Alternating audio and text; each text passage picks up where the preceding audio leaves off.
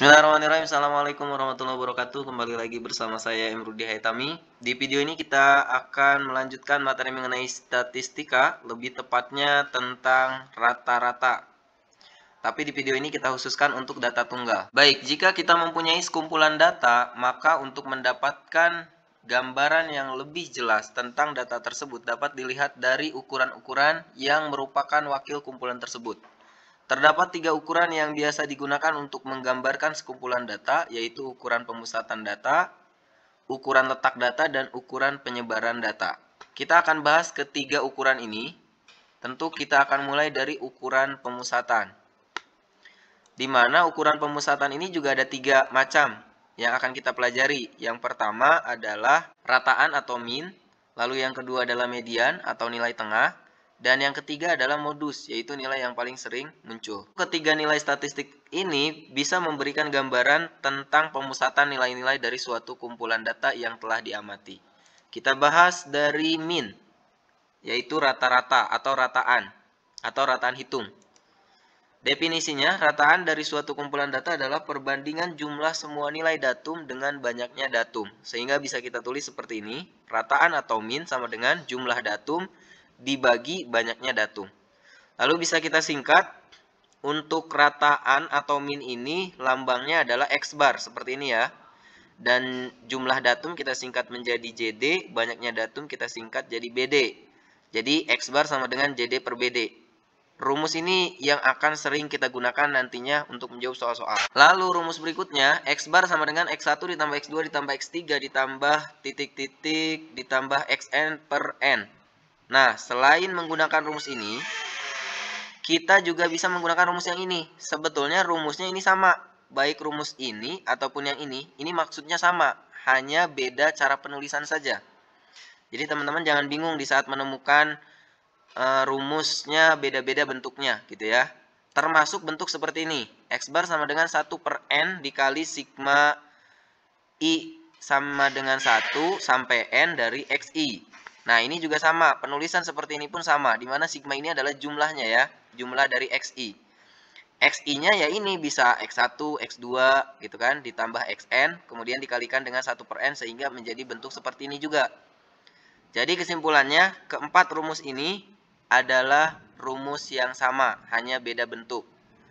Lalu, apabila teman-teman dihadapkan dengan soal yang dalam bentuk tabel distribusi frekuensi, maka teman-teman gunakan rumus yang ini. X bar sama dengan sigma Fi dikali Xi per sigma Fi. Teman-teman harus tahu apa maksud dari simbol-simbol ini ya.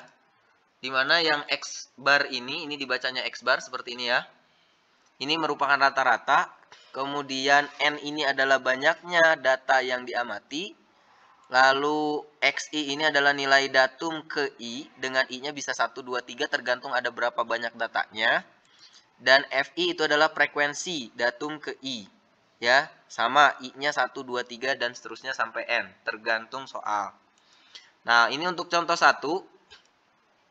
Tentukan rata-rata dari nilai ujian matematika dari 16 siswa berikut. Ini adalah data nilai ujian matematikanya. Kemudian kita bisa menyelesaikan dengan tadi, rumus yang tadi. Bisa menggunakan rumus yang ini, X bar sama dengan JD per BD. Bisa menggunakan rumus yang ini, bisa menggunakan rumus ini. Sama aja. Sehingga kalau kita cari X bar berarti kita tinggal jumlahkan datanya. Ini ada 16, ya udah kita jumlahkan datanya. Kita jumlahkan semua, kemudian kita bagi dengan banyaknya data yaitu 16. Teman-teman silakan hitung. Nah ini kalau kita jumlahkan adalah 106 dibagi dengan 16. Nah silakan teman-teman hitung juga. Ini hasilnya adalah 6,625. Baik, kita lanjut ke contoh yang kedua. Ukuran sepatu dari 40 siswa di suatu kelas ditunjukkan pada daftar berikut. Nah ini yang dimaksud dengan tabel distribusi frekuensi data tunggal ya. Jadi ada ukuran sepatu. Yang ukuran sepatunya 36 ada 8 orang, yang 37 ada 12 orang kan gitu. Bayangkan kalau data ini ditulis seperti contoh 1, tentu akan panjang sekali. Nah sehingga dengan menggunakan tabel ini jadi terlihat lebih enak gitu ya. Dilihatnya lebih enak, kemudian kita menghitungnya juga lebih mudah. Nah Kalau kita menggunakan rumus yang awal kan 36 ditambahkan sebanyak 8 kali, kemudian ditambah 37 sebanyak 12 kali, itu kan tentu tidak efektif. Maka kita gunakan rumus yang kedua, yaitu ini, X bar sama dengan sigma Fi dikali Xi. Fi dikali Xi itu berarti ini, 8 kali 36. Sehingga kita hitung dulu, 8 kali 36 berarti 288, kemudian 12 kali 37 berarti 444, 11 kali 39 itu adalah 429, 9 kali 40 adalah 360. Ingat, sigma itu adalah jumlah, jadi kita perlu menjumlahkan, ini jumlahnya berapa? Ya, silakan teman-teman hitung, ini jumlahnya adalah 1521.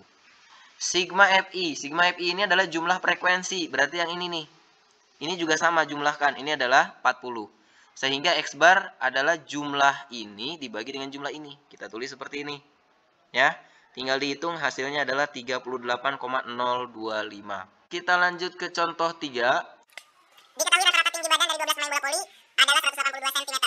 Jika pelatih menambah 3 orang pemain cadangan dengan tinggi badan masing-masing adalah 186 cm, 187 cm, dan 188 cm, tentukan rataan tinggi badan para pemain sekarang. Nah, ini yang tadi sudah disebutkan di awal bahwa kita akan sering menggunakan rumus yang ini, yaitu X bar sama dengan JD per BD, ya. Tapi teman-teman juga harus tetap ingat rumus yang ini dan rumus yang ini. Ini sama aja. Baik, kalau kita lihat di soal, X barnya berarti ini 182 ya. Jadi X barnya sudah diketahui. Kemudian ini 12 itu adalah banyaknya data. Nah, untuk jawab soal ini, teman-teman tulis saja X bar 12, maksudnya rata-rata dari 12 data gitu ya. Kemudian ini jumlah data dari 12 data, kemudian ini banyaknya data yaitu 12 kan. Kita masukkan angkanya, ini 182, jumlah datanya kita belum tahu. Jadi tulis JD 12 per 12. Nah, jumlah data 12 ini bisa kita hitung dengan menghitung 182 dikali 12 kan gitu ya. Dan ini hasilnya adalah 2184. Ini yang ditanya adalah rata-rata sekarang. Rata-rata sekarang itu artinya rata-rata 15 pemain tadi. Jadi bisa kita tulis X bar 15. Maka jumlah data dari 15 pemain dibagi dengan banyaknya data yaitu 15. Sehingga kita tulis 2184 ini adalah jumlah yang 12 orang tadi. Kita jumlahkan dengan 3 orang yang baru masuk. Yaitu ini, tambah ini, tambah ini. Kita bagi dengan 15. Ya, yang ini kan 12 orang, yang ini 3 orang, jadi 15.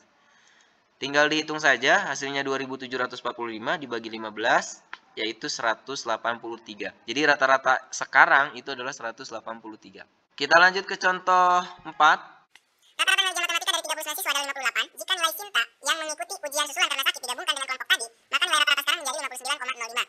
Berapa nilai ujian matematika yang diperoleh Sinta? Kita akan menggunakan rumus yang ini lagi, X bar sama dengan JD per BD, di mana yang pertama yang diketahui adalah X bar 39, yaitu JD 39 per banyaknya data 39. X bar dari 39 siswa itu kan ini nih, 58. Jadi kita tulis di sini, 58 sama dengan JD 39 per 39. Jadi kalau kita mau tahu jumlah data 39 orang itu tinggal kita kalikan. 58 dikali 39, yaitu 2262. Nah, selanjutnya kalau ditambah dengan Sinta, nilai Sinta, tadinya kan 39 orang nih. Maka akan menjadi 40 orang. Sehingga menjadi X bar 40. Yaitu JD 40 per BD 40.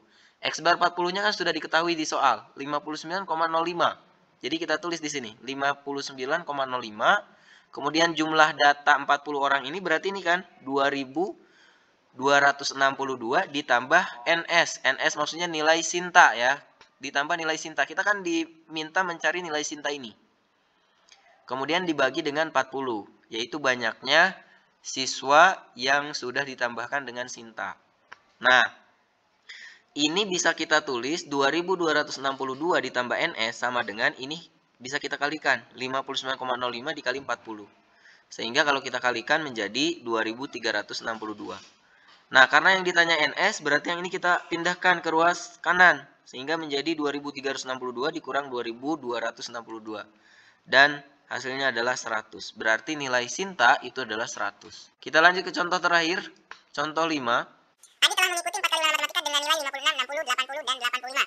Untuk dinyatakan lulus, Adi harus memperoleh nilai rata-rata lebih dari atau sama dengan 75. Nilai minimum yang harus Adi peroleh di ulangan berikutnya adalah. Oke, untuk jawab soal ini lagi-lagi kita menggunakan rumus yang ini.